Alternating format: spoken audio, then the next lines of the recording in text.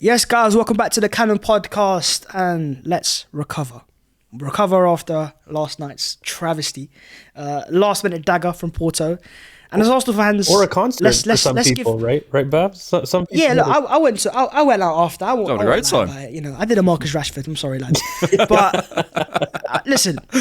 Apart from my personal life, right? Let's talk about Arsenal for a second. Let's give some therapy to the fans because I feel like, especially with the reaction I've seen, especially on X, there's a lot of people that are emotional. They're judging it, illogically, and it's over.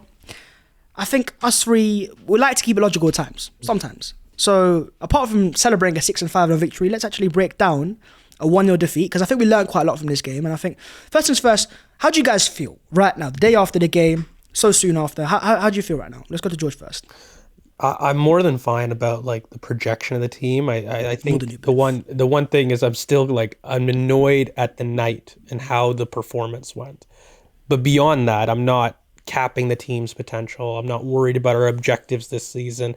I'm not worried about this season derailing in any aspect. It was a trough on the night. It was a night where across the board I didn't feel that we performed well. But that's as far as the criticism went for me. And, when I'm waking up, I'm here ready to talk solutions, ready to talk how we can overcome this. And we can overcome it. And I'm not worried about us doing that. But I did see online, and, I'm not sure if the fans and our fan base in general right now are ready to support a title challenge in general. Because I do think that there are far too many swings in either the positive or the negative sense in terms of capping the team's potential. And fundamentally, no game, I don't care if you're Manchester City, treble winning Manchester City, you're going to have an off day during a season. You're going to do it. Now, I think it's rude or even just disingenuous not to acknowledge that Arsenal in Europe have been poor even under Arteta. So it isn't just a one night thing. I think a lot of people's PTSD, fear, whatever you want to call it, does stem from the fact that the history of Arteta, at least, and Arteta's Arsenal, hasn't been good in Europe. And so I understand that anxiety to a certain extent. But I've never understood the next jump, which is capping the team's potential, not winning major trophies, unlikely to win major trophies very, very soon. That's where I start to stray. So I start to sympathize with the anxiety where I'm like, okay, I understand and I hear you, because it's true. We don't have a great European record as a club. We don't have a great European record with Mikel Arteta. And we don't have a great European record, by the way, with home ties under Mikel Arteta. I don't think we've won one in his time. So there's definitely data points that we could say, okay, I understand the anxiety for it. But at the same token, I feel as though that the Arsenal that we saw at Porto has not been the Arsenal that we've seen all season, has not been the Arsenal that we've seen since Dubai. And so for me, there's definitely credit in the bank for the team to perform better. And I can't wait to get into the individual performances, the tactics, and how we can fix things, because there's a lot of things we could fix, and there's a lot of things that we didn't do that were basics for me. So in that sense, I'm happy, because it wasn't a fine margin that I could say, listen, the team did their best, but they're ultimately not up to the quality. That's a very different argument for me than what we would be having against Porto. So yeah, hopeful, annoyed on the night, but that's about it.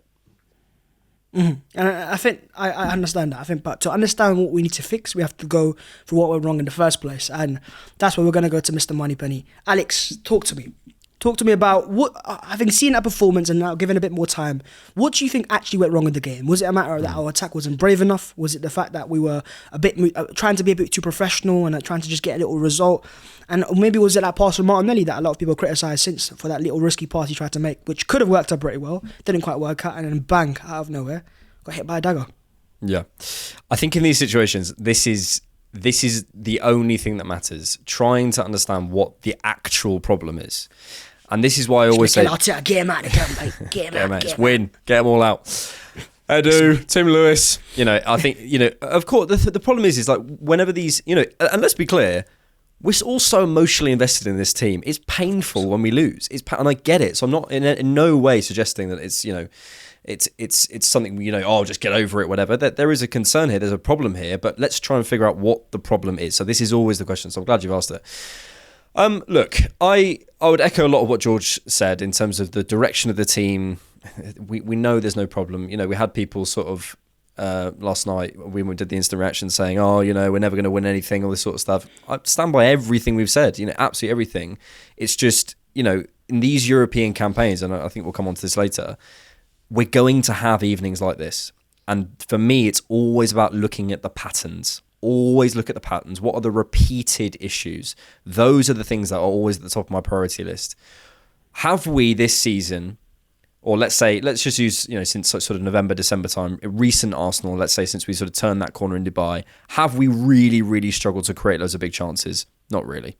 Have we massively underperformed in attacking sense? Not really. It was a bit of a one-off. Have we massively got the approach wrong to the game, which when we talk specifically about the game, I'd like to say, and I think we got the approach wrong. I would say I think both the players and the staff got the approach wrong last night. We haven't really. That was the issue on the night, but it hasn't been an issue sort of long term. So I'm feeling I always use this word, and I'm still not sure what it means. I think I'm feeling circumspect. Circumspect, is that a feeling? Just basically feeling... You just made a word up. I'm just made a word up, probably. I'm feeling a lot calmer than I was last night. I was annoyed after the game. It's really understandable. The one thing I will say, and I know I bang on about this all the time, but, you know, you young fans, Bhavs, you kids, you know, no, I'm joking. We're literally I'm like 2 years older than you. There is a tendency to think that online opinion represents all opinion, and it just doesn't. Someone shouting the loudest on X, looking for attention, isn't necessarily representative of the millions and millions of Arsenal fans who normally do understand that these sorts of things happen. So I want to talk about the approach. I want to talk about what we did get wrong. That was the issue. But really, for me, there's no pattern here. There's no big thing where I'm going. There's a couple of things like the Martinelli isolation, which I think we'll come to, and a couple of things that have been the story of the season. But last night, really, to me, felt like a bit of a one-off, felt like a round of 16, felt like a bit of nerves, felt like the first time we were in that European competition with this new, you know, certainly in this European competition, the Champions League under Arteta. Let's just give it some time. It's a long campaign. We've got the second leg, and just breathe and stop listening to idiots on the internet. It's very important you say that. Breathe. Go meditate, lads. Go for a walk. It's calm. Mikel meditates. So I think meditation is very powerful for that as well. But I think forgetting about all that type of stuff for now, I think just talking about the performance itself and where it specifically went wrong. You know, I want to focus on that moment, George, where I think everyone's talking about right now, the scrutiny for Gabriel Martinelli. Now we'll talk about his isolation as well, but more importantly, that pass. I think I saw a quote from Thierry Henry talk about the fact that if it works and it goes through, we're in. It's like a 3v2. And the fact they didn't quite work out, that's the fine margins, and that's what the Champions League is about. I'd actually, before I ask you the question, I think this actually was an experience we kind of needed, because if we're gonna get past Porto, which I still expect, by the way, and we go and get Real Madrid or someone like that, you're gonna get daggers like this, and you're gonna have to bounce back because the game isn't over after the first leg. You're gonna have a second leg, and it is still 1-0. If it was 3-1 or 2-0, different conversation. Because it's so close, we still have to get a win, which would have been the case anyways. I'm so sorry to jump in, because I just want to say this just before that, because I know George won't say this. If your entire analysis, and George won't be this because he's too smart, if your entire analysis swings on this Martinelli moment of the entire evening, there you go. Can I suggest that you're not analysing the game properly? Can I just suggest that? But I think that's very, it's an emotional thing, because of last minute goals just bring out the worst of people. I mean, I sat there, I was like, but I wasn't. I was expecting something to happen at one point because it's the Champions League. But I think a lot of fans didn't expect it. That's what it was. It was like that surprise. Oh my god, the reaffirmation. My team's been poor all game. Bang. The emotion is understandable, and you know, because we talk about it, you over celebrate all that. You know, football is emotions. But when you come to analysing the game, if that's what you're trying to do, if you're just annoyed about it, that's fine. But if you're analysing the game and that's what swings it, that's my concern. Yeah, and I think what's important. Sorry, George, but just to add in the last second as well is, I feel like the team isn't as emotional. That's one thing I will say. Is every time we've lost a game this year, the quotes from Declan Rice or whoever speaks is always like, we'll go again next game. There's no team talks, huddles in the middle of the pitch, and there's no like, everyone's, they're calm, they understand it. And we'll talk about the fans as well, right? Well, maybe it's that as well, but we'll talk about the fans and their emotionality. But going back to Martinelli, George, that pass there, was it wrong for him to try that? So we lost Porto because of it. And the entire reason, we were. Did we lose Porto? Yeah. Porto's still in the world, isn't it? I think. Look, at the end of the day, the whole reason that we lost that game was because we didn't do passes like that all game. fundamentally. Like the irony in talking about all this and isolating that moment is if we had more Martinelli thoughts with that, we win against Porto. And that's what was needed against Porto. When you talk about having a kind of a mid-block that approaches it, and we kind of defined this on the previous plug of a tactical term about what a mid-block is, but just to review, a mid-block is essentially somebody that will operate mainly just below the halfway line, and they will meet you a bit. And so that means that there are space behind the defensive line because it's not at the 18-yard box. So when you have that space, naturally it makes sense to go over top of teams. When you've got a really diligent press, a man-to-man press against Porto, which is something that we wanted to expect. Like I had a tweet that I sent out in a pre-match battle right before when the lineups came out. And, you know, what I said was Porto have a leggy man-to-man press. It highlights balls early over the top. Havertz will be key. Or quick switches to an underloaded side after baiting their press. Now, that could sound a little bit fancy, but all it meant was early switches, and it meant going over the top early. Speak English. None of those things are what Arsenal did. And I think that Martinelli chance, that mentality, by the way, and I will end on this, is I think that fans isolating that speaks to the lack of maturity in them being able to handle a challenge. Because everything about that thought was correct. The execution can be poor. Can we work on it? Yes. Is it a poor action by Martinelli? Yes. But the intent to recognize the space and play the space, that was the bravery that was needed all match. That was the bravery that you need in these moments if you're going to execute against the very best. Now, is Porto the very best? No.